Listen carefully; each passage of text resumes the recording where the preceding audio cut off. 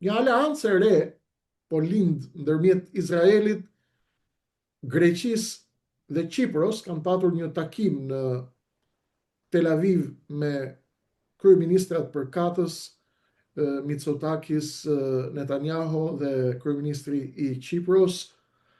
Mendon kolonel se është duke u përgatitur apo duke u strukturuar arkitektura e re e sigurisë së Mesdheut, apo është një lëvizje direkte kundër Turqisë? Dhe si mundet të reagojë Turqia ndaj kësaj aleance, dhe pastaj e shohim pjesën tjetër. Pa diskutim që është një aleancë kundër Turqisë. Janë të friksuar, janë të tmerruar. Urdhë? Përse? Thatë që është aleancë kundër Turqisë. Përse thash? Po. Janë të tmerruar kreshnik nga rritja e fuqisë ushtarake e kompleksit industrial ushtarak të Turqisë shumë dimensional. Spari, së dyti, nga rritja, zgjerimi i influencës së Turqisë në Azinë Qendrore, në lindjen e mesme, në Siri, në Azerbajxhan, Ballkan, në Afrikën Veriore dhe në Afrikën Lindore.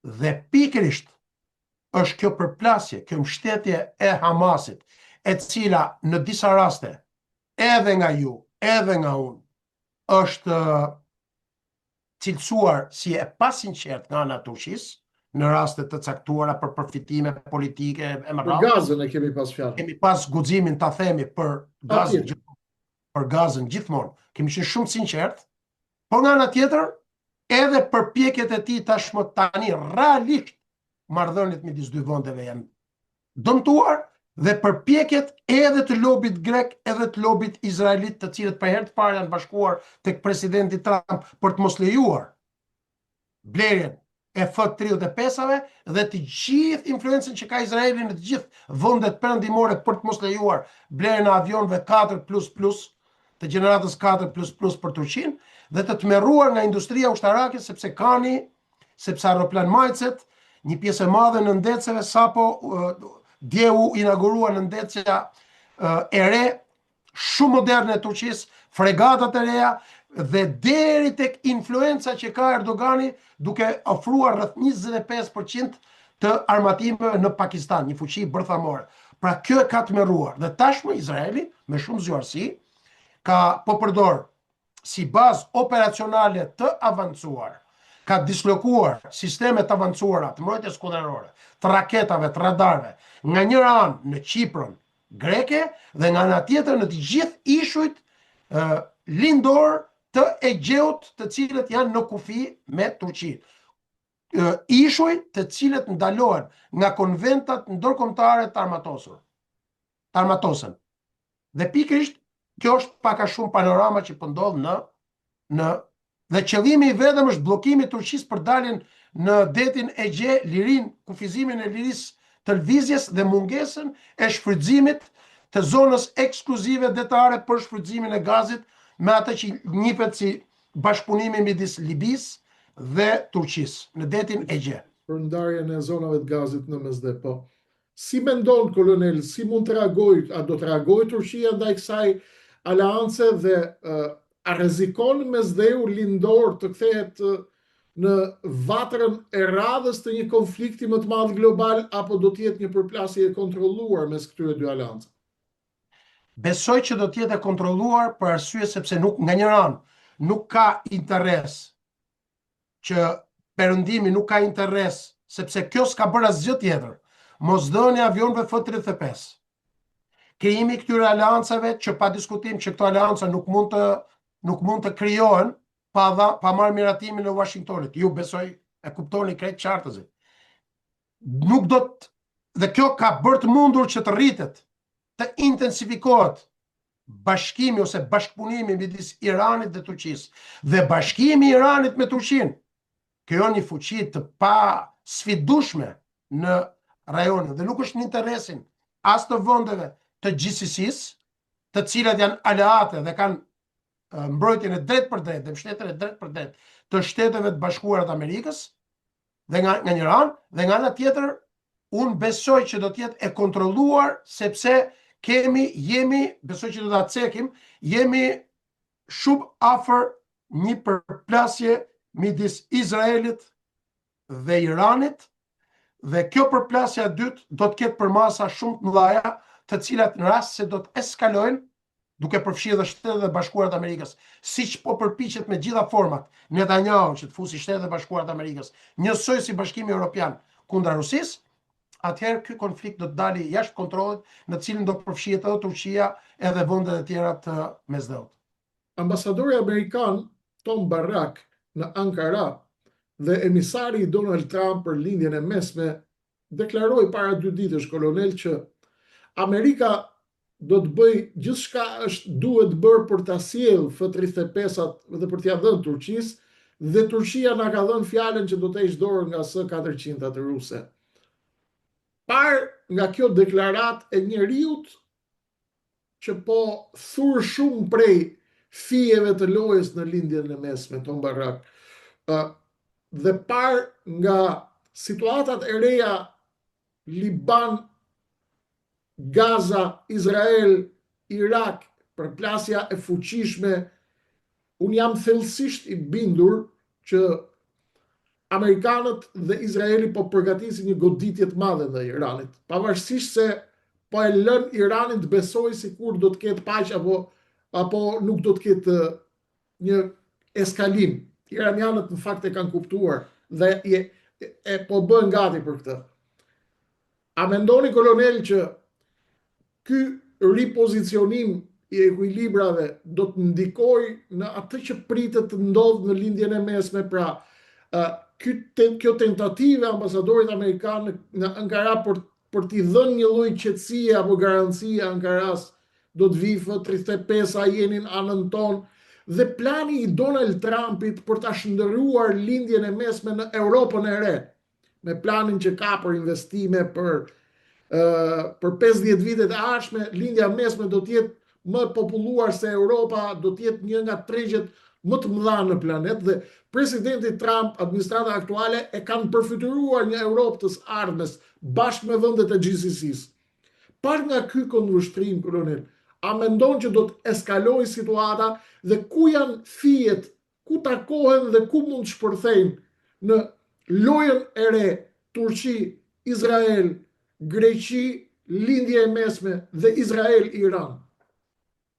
Që të jemi sinqert me ju, më duhet kam bërë një pak. Është një libër i tërë kjo. Unë kam bërë një pak, të them të vërtetën. Deklaratat e Tom Barrackut, e ambasadorit Tom Barrack, janë deklaratat të cilat po përpiqen që Ankaran, po janë vetëm fitim kohe. Sepse pa mbajnë me morfin. Nuk ka dëshirë për të dhënë F-35. Nuk do shkojnë F-35. Thirrjet janë të trëmbur nga fësit dhe kapacitetet që vetë Turqia po zhvillon me forcat e veta. Pavarësisht vrasjes së një pjesë të madhe në vitet 90-95, të një pjesë 2-3 shkencëtarëve gjenive që ka pas aviacioni turk, të vrarë, të rrëzuar, të hedhur në erë me avion, por që tashmë Turqia ka mësuar shumë dhe mas viteve 2000 po hec me shpejtësi të madhe nga një anë. Sepse është e papranueshme justifikimi, është i pavërtet justifikimi që ka S-400-at, sepse S-300-a ka edhe vetë Greqia që po merr aviona F-35. S-300-a ka edhe vende të tjera, Çekia, Slovakia, kupton, të cilët janë pjesë e programit të F-35-s. Pra ky është një justifikim sepse nuk duan janë të trembur nga fuqia ushtarake, teknologjike, ekonomike dhe nga shtrirja e fuqisë që po krijon politika jashtë me Erdoganit. Edhe nëpërmjet kompleksit industrial. Tashmë Turqia shet armë në 124 vende. Që kjo ka reshape politikën e jashtme të Ankaras, duke rrit influencën e saj për shkak se kjo politikë e shitjes armëve, me hapjen e bazave në këto vende, me rritjen e ndikimit, me intensifikimin e përdorimit të fuqisë but nëpërmjet gjuhës, filmave me radhë, që nga Amerika Latine, Afrika, Azia Qendrore, Lindja Mesme, Europa, por jo vetëm, e ka të merruar. Dhe pikrisht kjo fuqi po përpiqet që të ndalohet nën maskimin e S-400-s, S-300-s, S-500-s e me radhë. Kolonel, ju thatë diçka shumë të rëndësishme. Po u bashku Turqia me Iranin bëhet fuqi më e madhe, kjo s'ka diskutim. Turqia i futi shkelmin mu në kock të fund shpinës Iranit dhe e hodhi përtej Siris, e nxorri jashtë.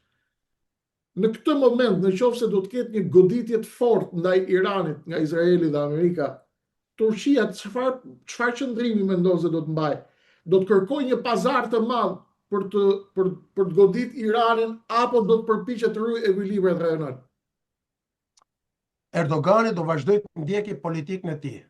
Interesin e tij kombëtar, duke zbatuar politikën e asnjësisë. Nga njëra anë, bashkëpunimi midis Iranit edhe Turqisë nuk është i sinqert, nuk është një bashkëpunim midis vendeve muslimane, për shkak se të dyja kanë interesat e tyre, secila prej tyre ka të njëjtat objektiva kombëtare për ta mbizotruar rajonin dhe linjën e mesme. Pra këtu kemi një përplasje të tyre, po përballë Izraelit dhe përballë një konflikti, rreziku kërcënimi, pa diskutim që këto do të bëhen bashkë. Dhe Shtetet e Bashkuara të Amerikës në mënyrë absolute nuk do të lejojnë asnjë rast. Ju e keni parë se sa bukur, sa me zgjuarsi dhe vizion presidenti Trump i thotë ky është një lider i madh, thotë lider i respektuar, gjithashtu i thotë. Pastaj ja fut edhe kujin, thotë që është mjeshtër për vjedhjen e zgjedhjeve, për shtypjen e kësaj.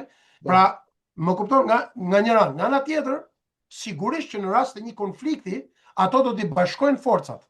Por kemi një luftë jashtëzakonshme të brendshme midis shërbimeve sekrete, midis forcave Al-Quds, vrasjeve që kanë bërë, dhe rrjeteve të klandestine të Turqisë në Iran dhe të Iranit në Turqi.